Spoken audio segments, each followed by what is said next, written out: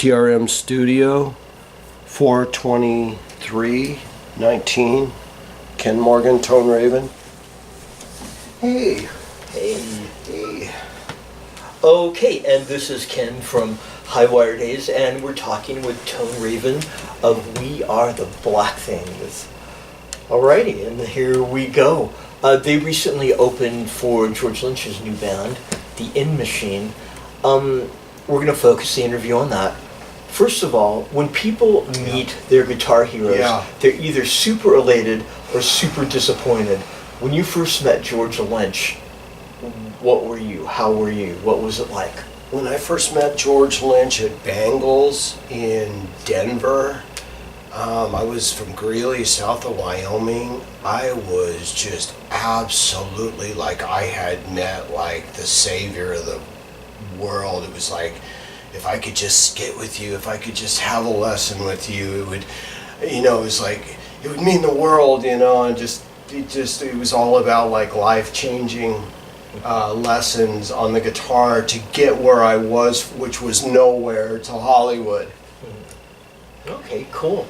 And what eventually happened with George? It was just amazing because, in the early 90s with the first Lynch Mob Wicked Sensation album, as things progressed, then they came back through with the second album, which was with Robert, which The End Machine. It was like full circle. So here I am crashing both shows in Colorado at Bangles, because they came through on subsequent tours for the Wicked Sensation album, their debut album, which was released in '90, right, by Max Norman, and then the second album, Without Oni, with Robert Mason. It just was mind blowing. But I went to both shows, and the second show was that was the clincher. When I bugged him a little too much. He was really sick that day, and I'll never forget it. He just had no intention on having me or sitting down with me. But what he did tell me, this was the point, like with Mariah, his daughter. I mean, he was literally carrying this baby. Like with the nanny or his girl at the time, or Mariah's mom, I can't remember. But she was literally, his daughter was literally in his arms, And I remember him saying something like later that night, because I bugged him all day, and he was sick, and he had to go to the doctor, and he came back to the hotel, and I had checked into the hotel. And he was fed up with me. And that night after the show, we were in the elevator together, and he was literally like, I had to kick your fucking ass. He had like a fucking Corona. He's like, I had to fucking kick your ass. I'm like, George, all I've ever done is just, respect you, man. It's just like, and it was, for a kid, 18, 19 or so, and George being in his mid-30s, he was mean. He just had he had no more patience on that level. And then fast forwarding to the Revolution tour, when I eventually worked for him, so go 10 years later, which, not to cut in, but no, that was just to go on. And I was like, George, remember I was in Bangles in Denver? And he goes, oh, you're that guy. He goes, like, I didn't like that guy so much, or something like that. So I made amends with him, but just that drive to get in on the secrets of your heroes that could get you out of the slums of where you grew up. Where I grew up in Greeley, Colorado, just south of Wyoming, 50 miles. Cool. Is Mr.Scary an appropriate name for George Lynch? Mr.Scary is a very appropriate name for Mr.Scary. I know firsthand, when I worked for him in 2003, there wasn't a set list. And set lists, like on the wall here, set lists are really important, so you know what song's going. Yeah, you're playing the songs, but it's funny when it's live, sometimes you don't remember the order just because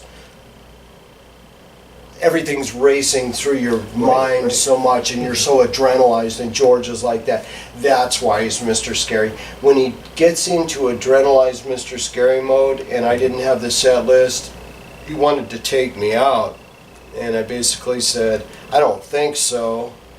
And you're gonna have to do it then. Go for it. And we formed a respect. But what it is he's very scary, and I'm glad he didn't throw a guitar at me, because he had been known for throwing guitars at guitar techs and people. He's a very volatile player. When he gets into that zone, he's like a champion prize fighter, and you see it in his fucking guitar playing, and no one touches that guy on the guitar. And I don't ever claim to, but what he does is he just lights that fire underneath your skin to where you just, you know, he's infectious, you know, Mr. Scary. And I think that's why the End Machine is really hitting a nerve right now. And to go on and play, open up for him on April 4th, We Are the Black Things, and then to go on further and open up with the band I'm in, We Are the Black Things. It's what it is, and we had the We Are the Black Things show on the books for 4 months. What it was is it was basically like, where do I start? Where do I start? Like you're opening up for the world's greatest swordsman. Where do you start? I mean, it was just like. Plus, I started singing on during 2003 when I was working with his band. In the band I was in, Raven's Cry, which eventually morphed into We Are the Black Things.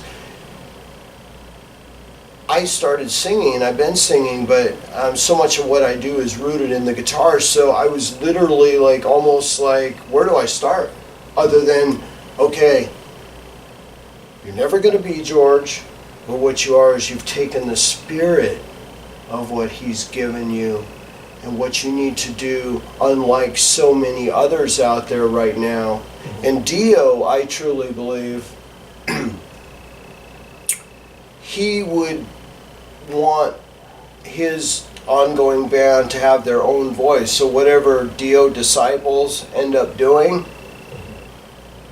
Ronnie would want them to have their own voice. So in going in preparation with this the End Machine show with George Lynch, it was just a matter of just staying grounded with what is sort of, you know, what is the truth within my own band, and trying not to labor too much on the fact that I'm opening up for the world's greatest guitarist. Cool. And how did your show go that night? The We Are the Black Things show went above and beyond average, because not only that, we made it to show night, and we were at the Whiskey, and we were the first band on the End Machine's first show, and even greater was hanging out with Mr. Scary during the day, and running and grabbing him some Sud refreshments. And did he remember you from before? I'm sure he did. He said,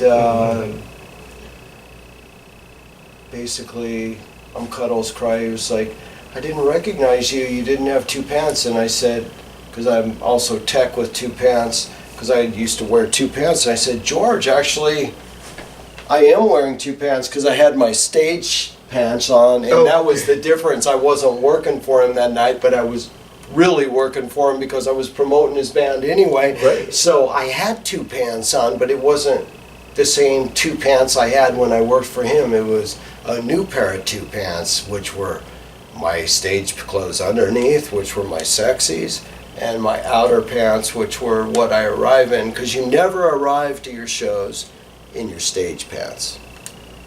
There you go. There's some good advice right there. Everyone take heed. Okay. Thank you so much, Ken. Very cool. And what's up next for We Are the Black Things? We Are the Black Things. We're at the Whiskey A Go-Go on June 5th, just 9:30 p.m. And we're just laying the groundwork for, we're doing our super set. And so what we're doing is we're expanding on more material on the We Are the Black Things album. We're promoting our debut album, which came out November 9th, 2018. And we're going strong thanks to the we and you. And let's light a fire with this music that keeps us going. Sounds good. Sounds good. It even sounds better from the standpoint of how loud we hear you roar when you hear us play. Very cool. Okay, well, Tone, thank you for the interview. Thank you very much, Yeah. Ken. Go Appreciate you. Thank Not a problem. And we're signing out. Cheers. Cheers.